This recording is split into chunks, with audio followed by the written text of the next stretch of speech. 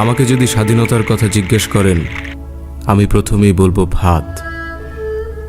যদি জিজ্ঞেস করেন জীবিকার কথা, আমি আবারও বলবো ভাত।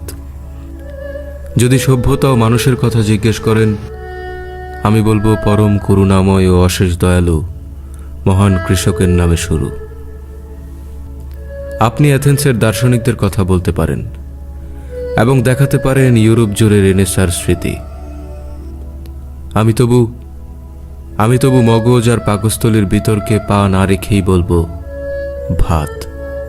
যেহেতু মহামতি, প্লেটো, সক্রেটিস, ভিঞ্চি আর দেকার্তে সকলেই পাকস্থলীতে পুষেছেন মগজ, আর পৃথিবীর মাতৃভাষা আজও ক্ষুধা। ক্ষুধার প্রশ্নে পৃথিবীতে যুদ্ধ হয়েছে ঢের। বুলেটের ভারে কোনোদিনও মেটেনি পেটের জ্বালা। যুদ্ধে বিজয়ী পতাকা জিতেছে ফের, তবু কৃষকের সামনে একই শূন্য ভাতের থালা।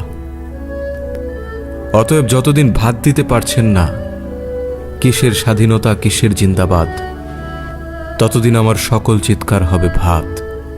ততদিন আমার সিনেমার নাম হবে ভাত দে হারামজাদা।